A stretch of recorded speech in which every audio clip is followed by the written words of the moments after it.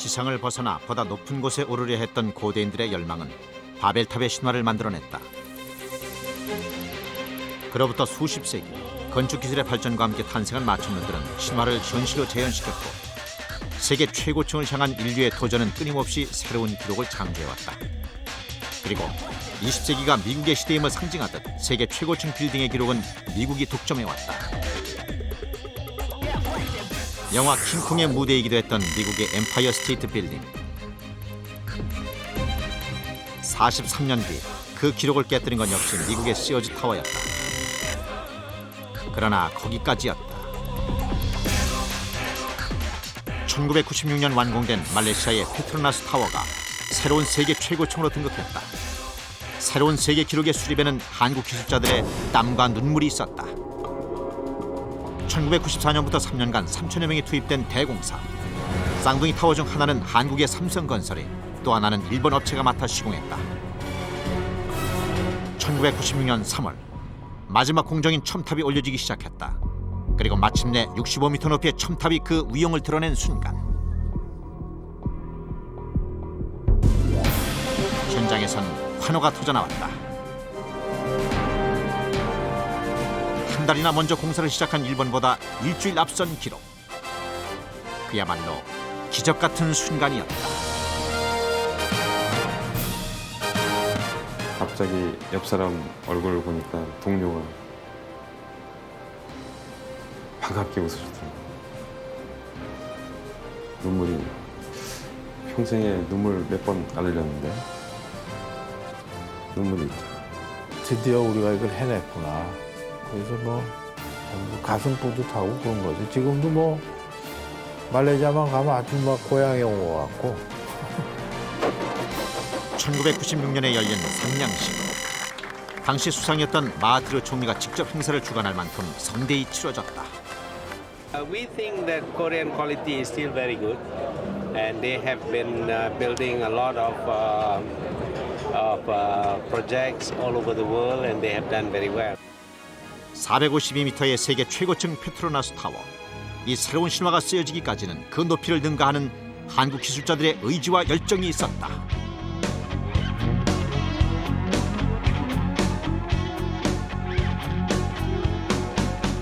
나의 과거는 어두웠지만 나의 과거는 힘이 들었지만 그러나 비가 내리면 그 비를 맞으며 눈이 내리면 두 팔을 벌릴 거야. 행진 행진 행진 하는 거야. 행진 행진 행진 하는 거야.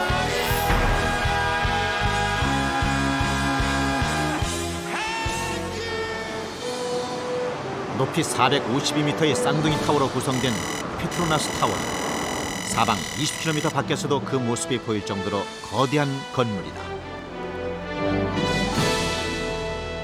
이슬람 전통 문양을 반영한 독특한 디자인과 아름다운 야경 덕분에 말레이시아의 보석으로 불린다. 스카이 브릿지로 연결된 건물이 대형 아치 형태를 이루어 수도 쿠알라룸푸르의 관문을 상징하기도 한다.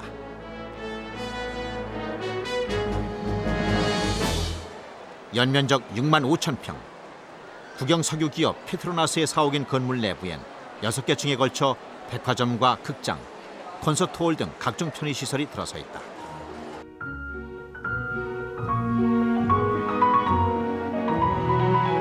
그러나 7층부터 92층까지 건물 대부분은 페트로나스사의 사무실로 이용되고 있다.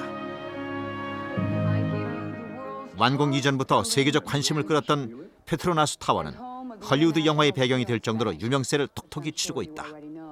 controls virtually all big money transactions in Southeast.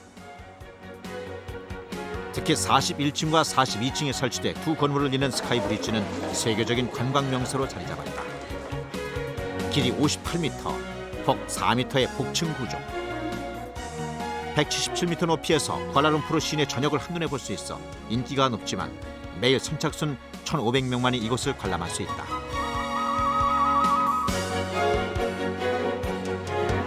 제가 이곳에 있다는 것이 마치 꿈만 같아요.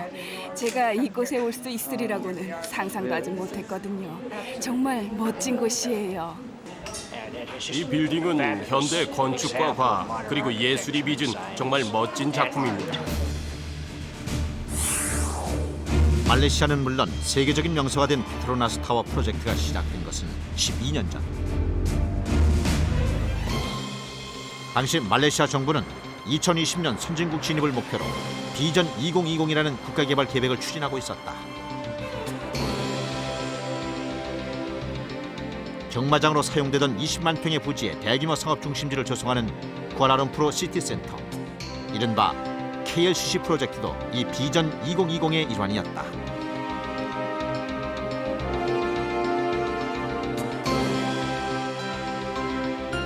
총리의 각별한 관심 때문에 그의 이름을 따 마하티르 프로젝트라고 불리웠던 KLCC 프로젝트.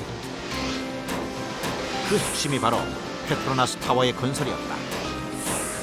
발주처는 말레이시아 정부와 국영 석유 기업 페트로나스였다.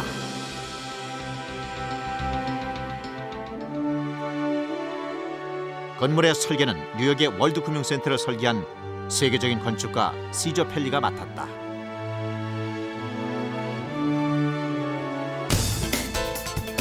입찰 계획이 공표된 1992년 12월, 삼성건설 현지 법인도 입찰 준비에 착수했다. 당시 입찰 과정을 진두지휘한 인물은 말레이시아 초대 법인장이었던 왕효석이었다.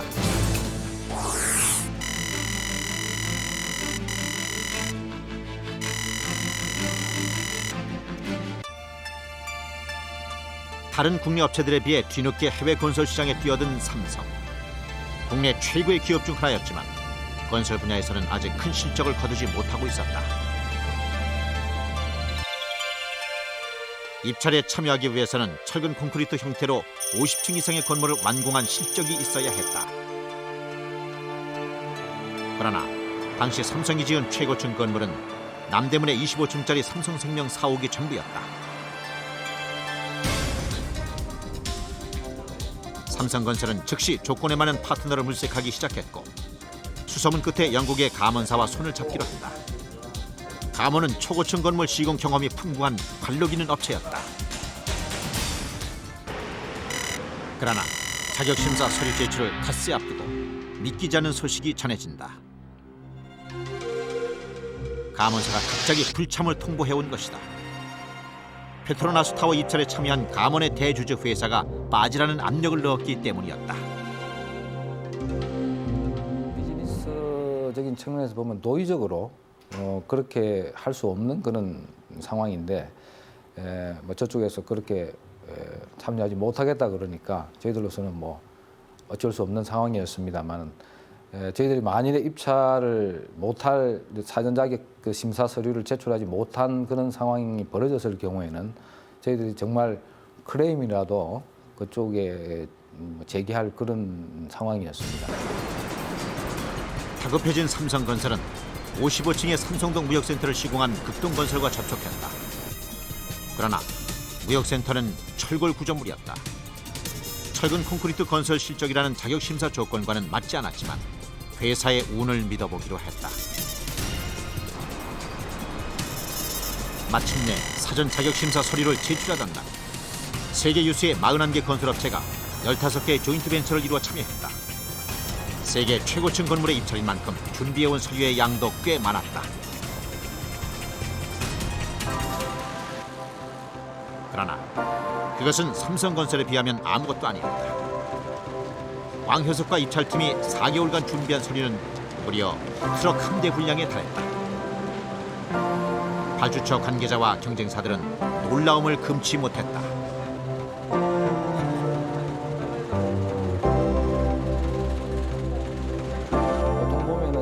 사전 자격심사 서류를 제출하면은 그 발주처에서 부족한 부분을 추가로 제출하라는 그런 그 내용의 질서가 많이 옵니다.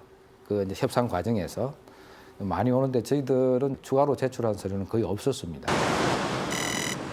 그로부터 한 달 뒤 프리젠테이션이 실시됐다. 프리젠테이션은 이미 제출한 심사 자료의 내용을 가지고 발주처를 이해시키는 시공계획 설명회다. 발주처 관계자에게 시공 방법과 사용 기술을 명확히 설명해야 하는 자리로 사전 자격 심사 통과 여부를 결정짓는 핵심적인 과정이다.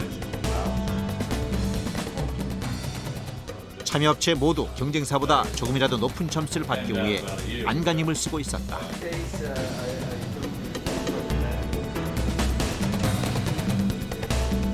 마침내 삼성건설의 차례. 당시 삼성건설의 프리젠테이션은 김수문이 맡았다. 그는 다양한 해외 근무 경력과 유창한 외국어 실력을 갖춘 해외 사업 전문가였다.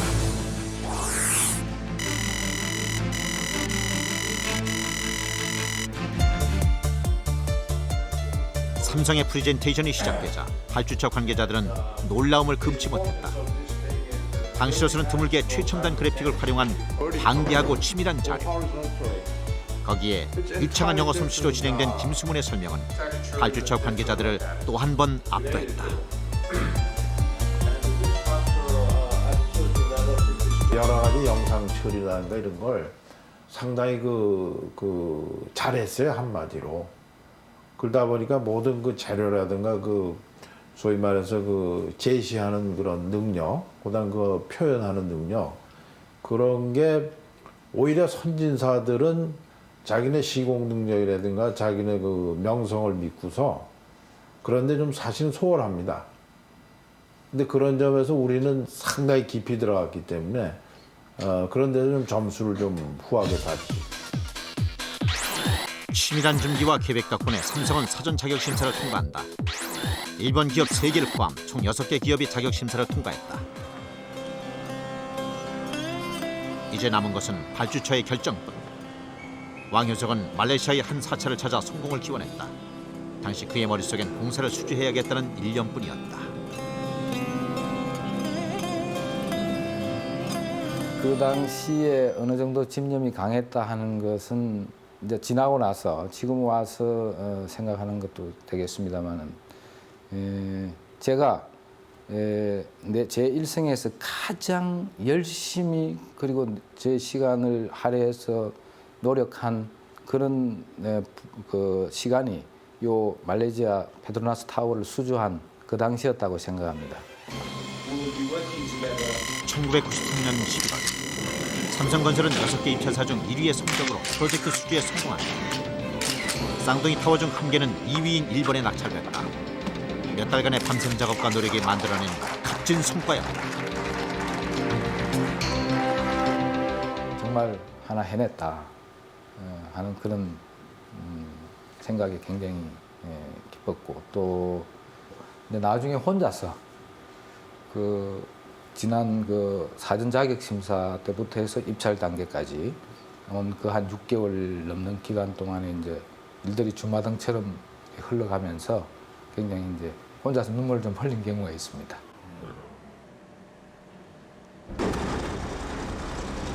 계약 직후 10여 명의 준비팀이 현장으로 향했다. 역사적인 세계 최고층 빌딩 건설의 제1진에는 당시 공사팀장이었던 김경준이 있었다.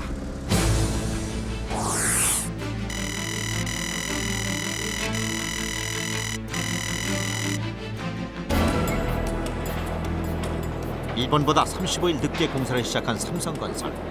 이번 측 현장은 6, 7개층 차이로 삼성을 앞지르고 있었다. 페트로나스 타워 크기의 공사에서 한 개층을 올리는 데 걸리는 시간은 보통 일주일.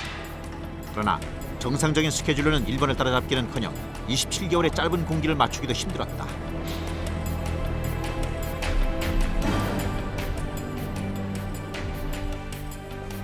삼성건설은 4.5일에 한 개층을 올린다는 계획을 세우고 치밀한 공정 계획표를 작성했다. 그리고 공사 기간을 단축시킬 수 있는 모든 방법을 동원하고 나섰다. 시간이 여유가 없죠.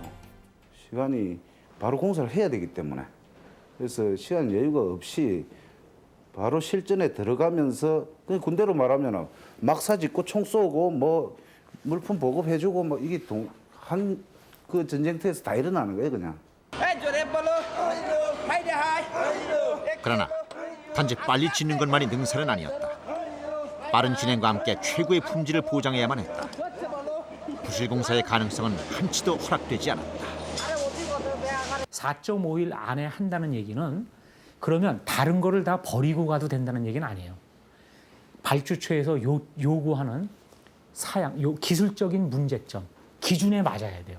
빨리 가는 것 자체가 기술이에요. 거기에 대전제 조건은 품질 보증해야 돼요. 그거 안 되면 빨리 하는 거 그거는 안 하는 그런 사람들은 여기 공사에 초청받지도 못해요. 요즘은 그게 분위기예요. 공기 단축과 고품질을 동시에 보장할 수 있는 새로운 공법에 대한 논의가 활발했다.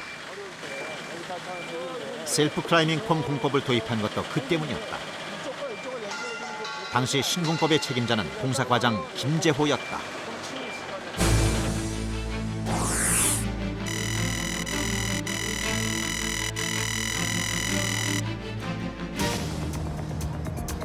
폼이란 콘크리트 타설에 필요한 거푸집을 말한다.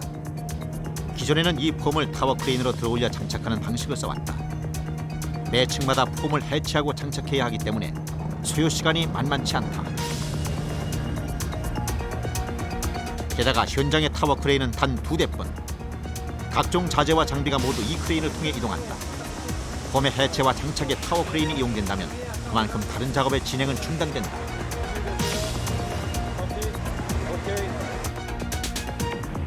바로 이런 문제에 있어 셀프 클라이밍 폼은 장점을 갖는다. 셀프 클라이밍 폼은 타워 크레인 없이 여러 개의 유압 펌프를 장치하고 그 압력을 이용해 폼을 위층으로 이동시키는 것이다. 지금은 보편화된 공법이지만 당시 초고층 공사에 이 공법을 사용한 것은 페트로나스 타워가 최초였다. 신공법 덕분에 공사는 빠르게 진행됐다. 이 상태라면 공기를 맞추는 것은 어렵지 않아 보였다.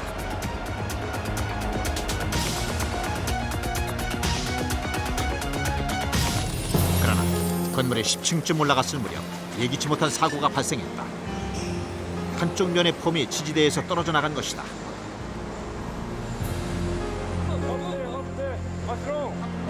정확한 원인과 해결 방법이 나올 때까지 공사는 중단할 수밖에 없었다. 갑자기 공사가 중단돼 버린 현장. 발주처 관계자와 감독관은 어처구니 없는 상황에 대해 우려를 금치 못했다. 특히 감독관은 대놓고 일본을 보고 배우라고 얘기할 정도였다. 자존심이 상했지만 삼성으로서도 할 말이 없었다. 똑같이 생긴 거를 옆에서는 잘하고 있거든요. 그러니까 저희가 가지고 있는 문제를 어디 가서 하소연할 수 없을 정도로 옆에 딱 비교되는 건물이 있기 때문에 무조건 해내야 되는 거죠. 나는 이런 이유 때문에 이게 잘 안 된다 얘기를 해도 남들한테 통하지 않는 거예요. 무조건 해내야 되는 거예요. 기술진은 즉시 폼의 각 부분을 해체해 문제의 원인을 조사했다. 폼 전체의 무게는 약 300톤. 폼의 각 조각조각에 작용하는 무게의 정도는 각각 다르다. 그런데 폼을 끌어올리는 유압 펌프의 파워는 모두 똑같이 설정됐던 것이다. 당연히 무게가 많이 받는 쪽으로 폼이 기울면서 고장이 났다. 결국 폼을 끌어올리는 펌프의 수를 3배로 늘리고 부분별로 펌프의 힘을 다르게 적용시켜 문제를 해결했지만 이 일로 공사는 2주나 더 늦어졌다.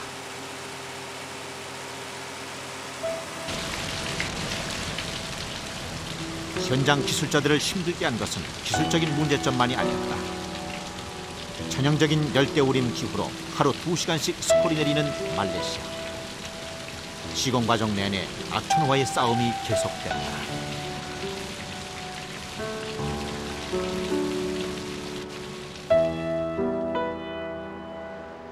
4.5일의 한계층을 완성해야 하는 공사 현장은 말 그대로 전쟁터였다. 짧은 공기를 맞추기 위해 한일 양국 모두 2교대로 24시간 작업을 했다. 서로에게 질 수 없다는 미묘한 자존심 경쟁은 공사 현장의 열기를 한층 달아오르게 했다. 원래 우리 하나만 있으면은 저희는 그냥 저희 것만 이렇게 됐습니다. 앞으로 다음 주에 어디까지 하겠습니다만 보고하면 되는데 거기 하나 더 붙는 거죠. 옆에는 지금 어떻게 하고 있습니다. 그러다 보니까 경쟁심이 안 생길래야 안 생길 수도 없고 또 저희 그 일본 사람들한테 지기 싫어하는 그 특유의 속에서 꿈틀거리는 것 때문에 어떻게 하든 이겨보자. 가장 시간에 쫓기는 것은 시공 전에 설계도를 내놔야 하는 설계팀이었다. 당시 설계팀 책임자는 김수헌이었다.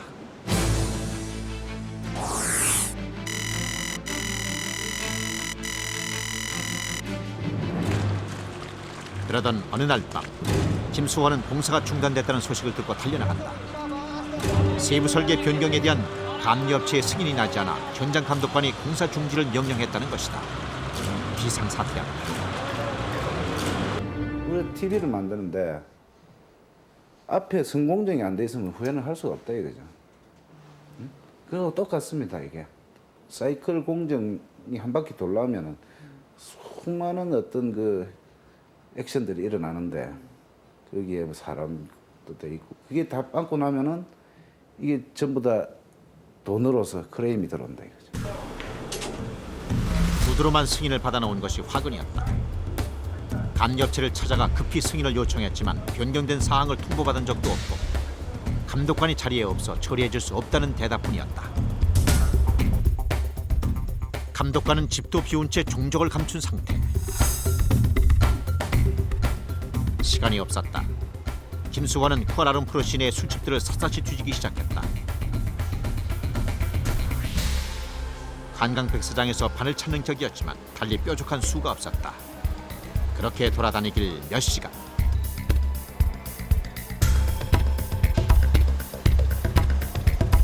절박한 심정으로 들어간 한 술집에서 김수환은 드디어 감독관을 발견했다. 그때 시각이 새벽 1시. 친구들과 술자리를 즐기고 있던 그는 김수원의 자초지종을 듣고 그 자리에서 흔쾌히 사인을 해줬다. 새벽 1시에 업무를 처리하는 것은 감독관으로서도 처음 겪는 일이었다. 그 사람도 기술자니까 현장에 레미콘 차가 열 몇 대 서 있으면은 그게 일정 시간이 지나가면 굳어버리니까 다 폐기 처분하고 버리기도 힘들어요.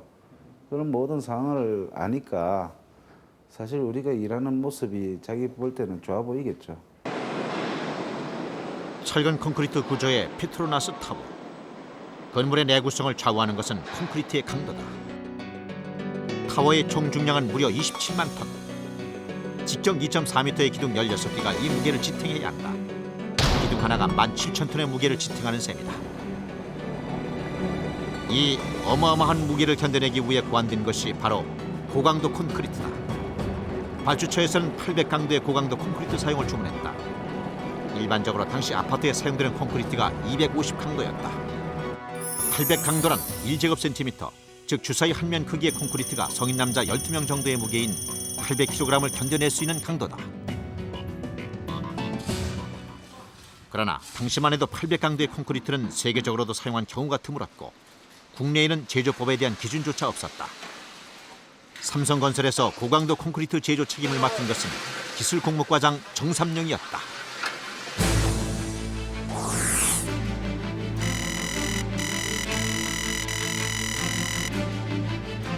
저희들 기술자들끼리는 콘크리트 그러면은요 살아있는 생물체라고 얘기해요.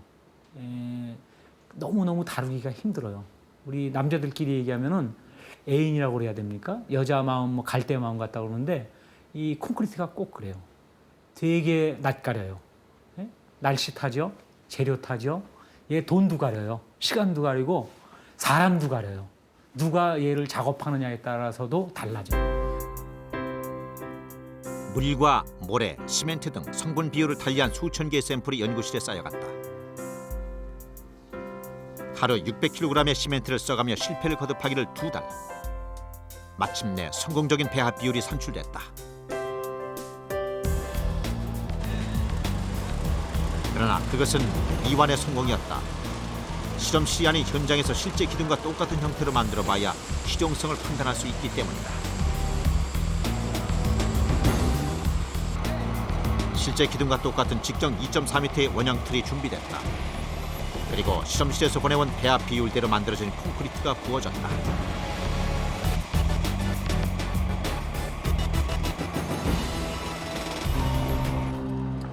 그러나 결과는 참담했다.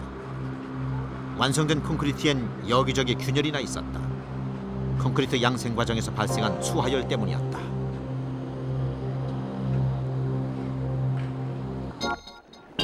시멘트와 물이 섞이면서 발생하는 수하열. 내부 공기와 차단된 중심부일수록 그 온도가 높은데 외곽과 중심부의 온도차가 40도 이상 되면 콘크리트엔 균열이 일어나게 된다.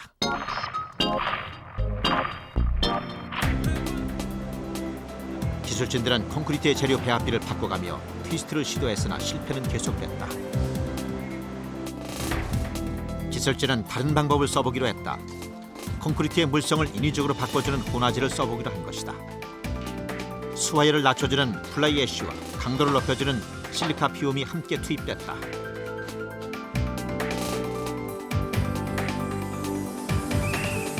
(2개월간의) 연구 끝에 다시 시작된 현장 테스트. 마침내 원형 틀의 껍질이 벗겨지는 순간, 그동안의 실패를 생각하며 기술진은 대형 원형 틀을 살피고 또 살폈다. 결과는 성공이었다. 국내 최초의 800강도 콘크리트가 탄생한 것이다. 완성된 샘플은 배치하기조차 힘들 정도로 단단함을 자랑했다. 밀양산의 큰 그 얼굴 같은 바위돌 그런 정도로 생각하시면 될 겁니다. 예. 그런 건 뭐 웬만한 망치로 쳐도 깨지지 않는 일반 우리 강자갈이라고 그러지 않습니까? 그 자갈 아마 쇠보다는 강하진 않지만 그 다음에는 아마 가장 강한 저희 인조 구조물이라고 봐야 되겠죠. 그러나 이 고강도 콘크리트 때문에 겪은 우여곡절은 여기에서 끝나지 않았다. 콘크리트 타설을 위해서는 건물 위로 콘크리트를 운반해야 한다. 대표적인 운송법은 두 가지. 펌프 압송법은 콘크리트에 고압을 가해 타설 지점까지 한 번에 압송하는 방식으로 빠르고 간결하지만 그 높이에 한계가 있었다.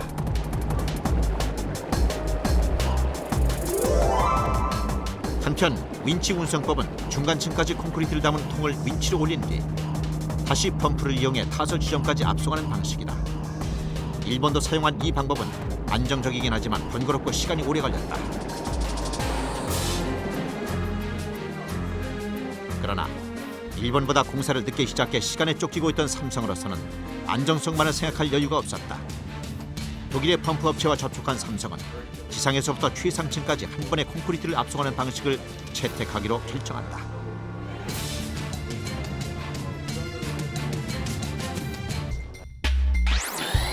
타워의 최상부 70m는 철골 구조물.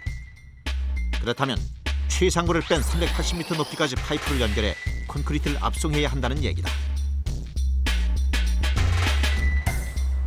그것은 세계적으로도 유례가 없는 일이었다. 홍콩 센트럴 플라자의 306m 직접 압송이 그때까지의 최고 기록이었다.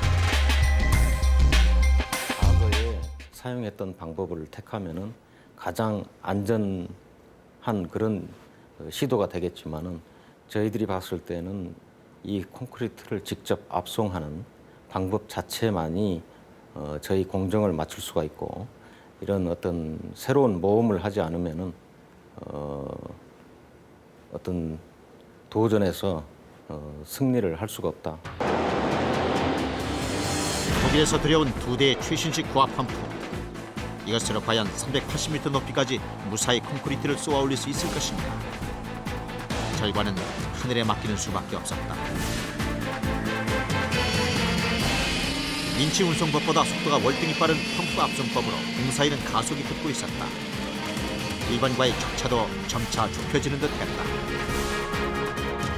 그러나 그때 현장에서 믿을 수 없는 소식이 전해진다. 60층 상공.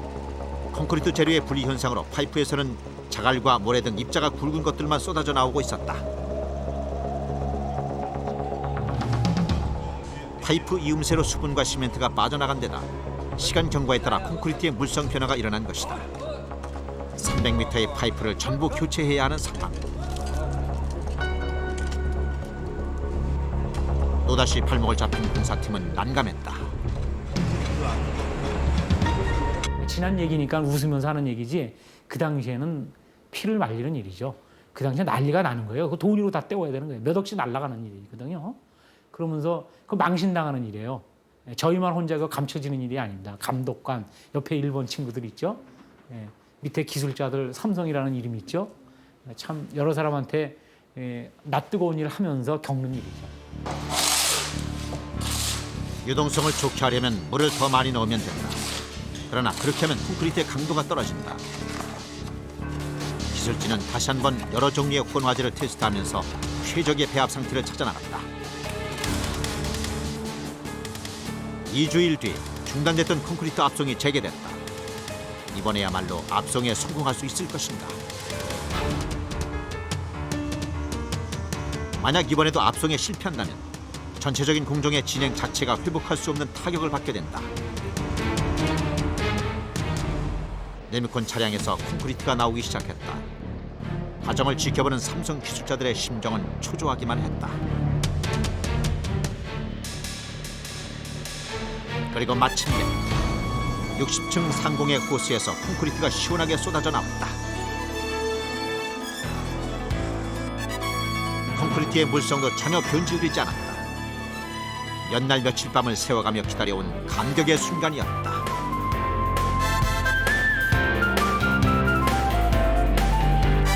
자신난 기분이라고 그럴까요?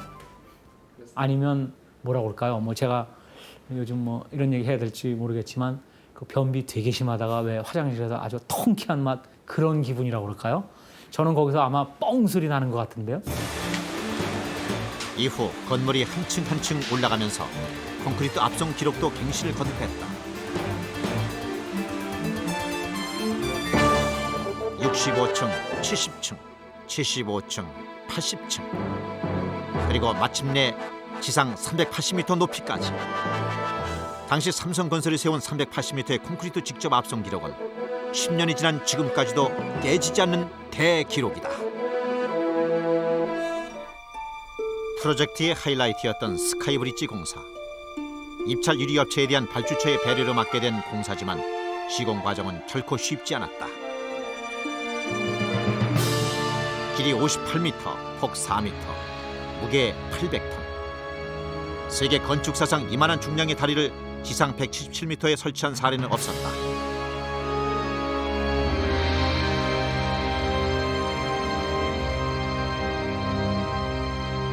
때문에 삼성건설 내부에서는 물론 구조를 담당했던 설계회사조차 제대로 된 시공 방법을 제시하지 못하고 있었다.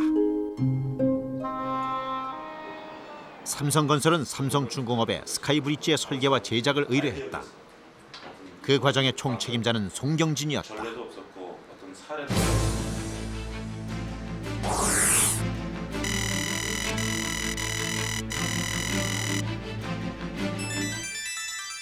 스카이브리지는 브릿지 몸체와 그것을 떠받치는 2개의 레그 등 5개의 조각으로 나눠서 제작됐다.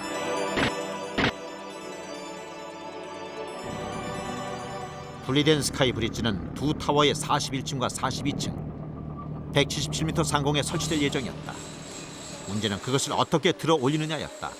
삼성은 시공에 대한 자문을 구하기 위해 외국 전문가를 영입한다.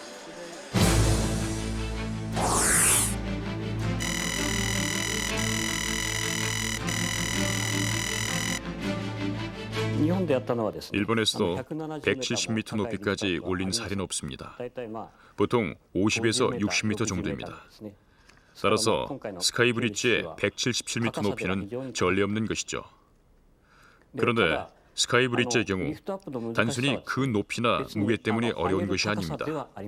스카이브리지의 복잡한 형태, 건물의 울퉁불퉁한 구조가 리프트업을 더욱 어렵게 했습니다. 연구 결과 잭을 이용한 시공법이 제안됐다. 좌우 건물에 잭을 설치하고 해당 80톤의 무게를 지탱할 수 있는 8개의 고강도 강선을 연결해 들어올리는 방법이었다.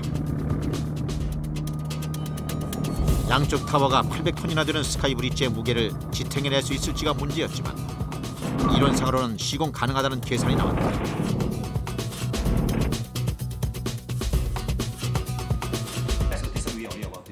삼성건설은 감업체인 선트렌 토마스에티사의 시공 승인을 요청했다. 그러나 토마스에티사는 승인을 거절했다. 한 번도 시도해본 적이 없는 공법에 대한 불안감 때문이었다. Can you give me an assurance that this 6시쯤 서울 서초동 상품백화점 건물의 A동 설상가상으로 한국에선 대형 악재가 터졌다. 스카이브리지를 올리기 40일 전 상품백화점이 무너져 내린 것이다. 한국 건설 기업들이 부실공사의 대명사처럼 여겨지는 분위기 속에서 감리업체의 불씨는 더욱 깊어졌다. 너희들 성수대교나 상품백화점처럼 해서 너희 들어오다 막 떨어뜨리면 어떡하냐 이런 일 노골적으로 농담 삼아 해요 저희들한테. 그래서 제가 그때 그랬어요. 아 그럼 뭐 내가 같이 떨어져 죽겠다 내가 그랬어요 진짜로.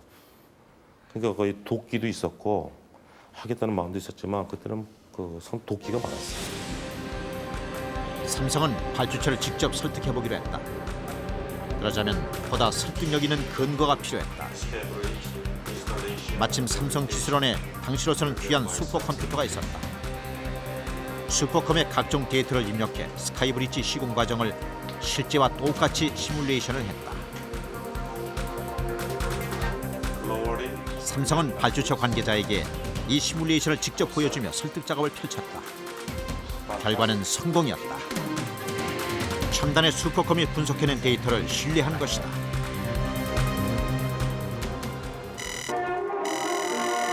(1995년 8월) 스카이브리지 리프팅을 축하하는 행사가 열렸다. 마하티르 총리가 직접 참석해서 리프팅의 서막을 울릴 만큼 중요한 작업이었다. 세계 최고 높이로 기록될 스카이브리지의 리프팅. 당시 시공 현장은 미국 CNN으로 생중계될 정도로 전 세계적인 관심을 끌었다. 말레이시아인들의 기대는 두말할 것도 없었다. 5개로 나누어진 조각을 하나씩 공중으로 들어올리는 작업. 리프팅에서 가장 어려운 것은 수평을 유지하는 일이다.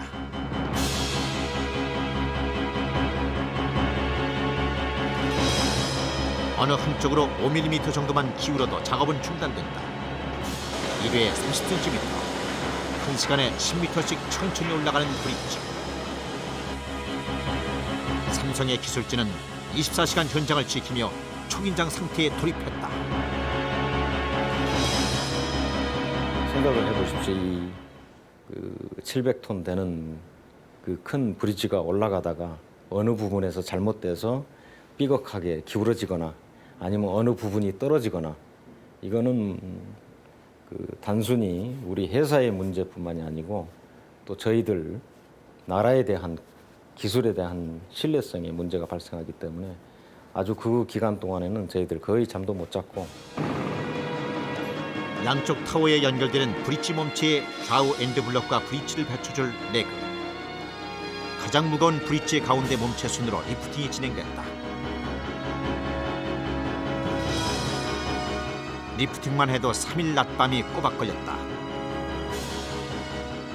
각 부위를 잇는 볼팅 구멍의 오차 범위는 불과 1mm였다. 그리고 마침내 8천여 개의 볼트가 한치의 오차도 없이 완벽하게 맞아떨어지면서 스카이브리지의 리프팅이 성공적으로 끝났다.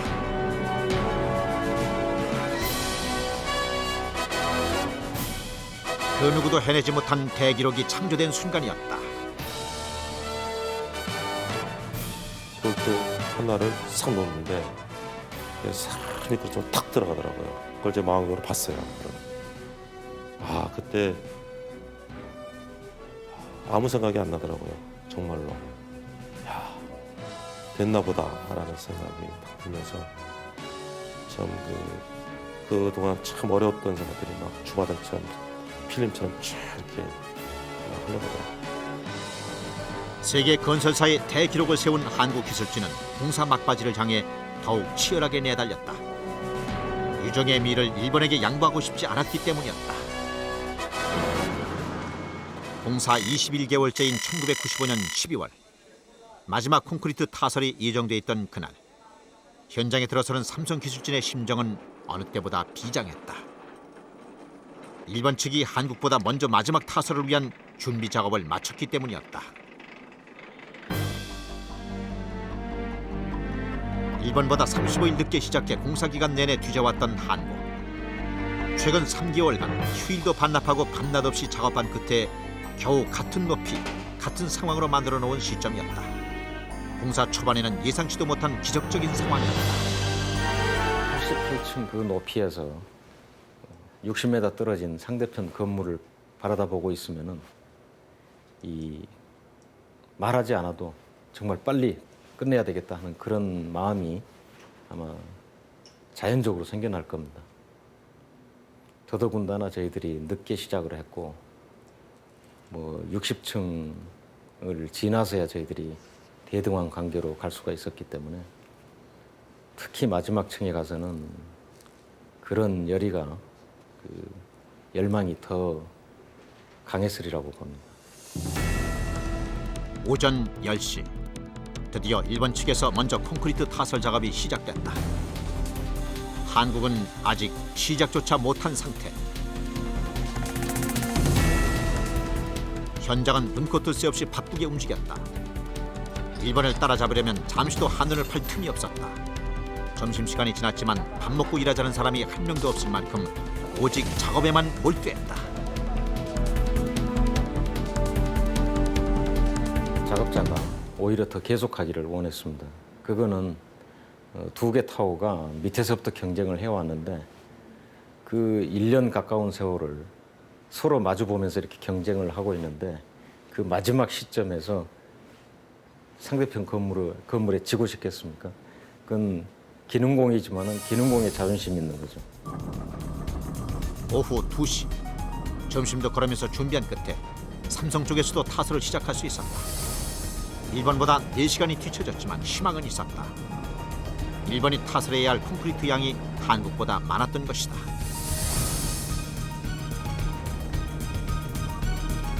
마지막 층의 콘크리트 타설은 한일 양국 모두 타워 크레인을 이용했다. 한국은 다른 작업들을 모두 중단하고 타워 크레인 2대를 모두 콘크리트 타설하는 데 투입했다. 반면 일본은 타워 크레인의 위치 선정이 잘못돼 한 대밖에 운영할 수 없는 상황이었다. 초고층 공사에서 타워 크레인은 가장 중요한 장비다. 수직으로 오르내리는 물류의 대부분을 타워 크레인이 감당하기 때문이다. 위로 갈수록 좁아지는 페트로나스 타워의 특성상 상층부에서는 2대의 크레인이 부딪힐 수밖에 없다. 삼성은 두 크레인의 높이의 차이를 두어 이런 한계를 극복했다.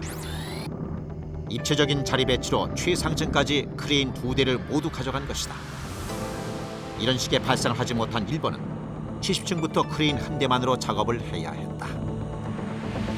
일본 사람들이 저희보다 기술이 모자라서 못 본 게 아니에요. 한국 사람의 특징이 있었다고 저는 봐요. 한국 사람은 새로운 방법을 자꾸 찾는 거예요.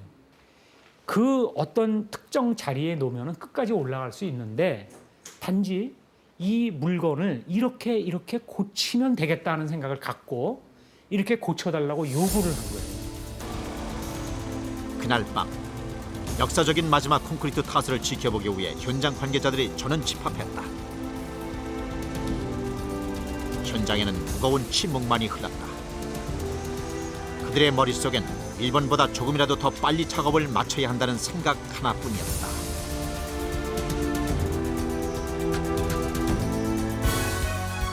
그리고 마침내 88층의 마지막 콘크리트가 부어졌다. 일본보다 2시간 16분 빠른 기록. 공사 시작 21개월 만에 처음으로 맛보는 승리의 기쁨이었다. 그때는 아무 생각이 안 나요.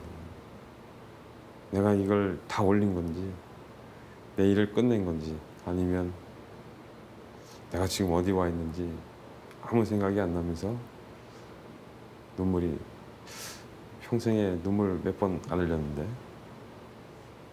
눈물이 있죠.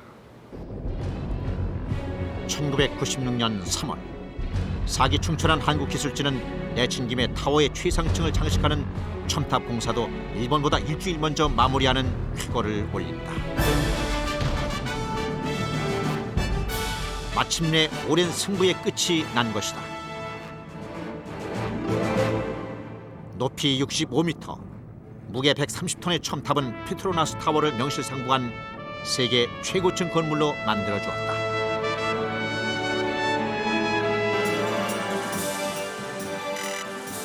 이듬해 3월에 거행된 개관식. 콜라룸푸르 시내는 그야말로 축제 분위기였다. 마티르 총리는 페트로나스 타워에 대한 자부심을 아낌없이 표현했다. For Malaysia, the Twin Towers symbolize the progress of this nation of 22 million people. 27개월간의 대장정을 마친 한국 기술자들에게도 그것은 크나큰 명예와 영광이었다. 저희 건설업계를 단순 시공뿐만이 아니고 설계에서 엔지니어링 모든 분야에 한 단계 업그레이드 시켰다라고 감히 말할 수가 있고, 내가 하고자 하는, 내가 가고자 하는 나의 어떤 열정, 노력 이런 것을 투입을 해서 정말 전력 질주를 했을 때 과연 이루어질 수 있다는 그런 어떤 자신감. 페트로나스 타워의 건설은 말레이시아인들의 가슴에 장대한 위력만큼 높고 깊은 자긍심을 심어줬다. 그리고 전 세계의 기술 한국의 자존심을 드높이는 계기가 됐다. 세계 최고층 빌딩 페트로나스 타워. 그것은 여전히 현존하는 세계 최고의 신화다.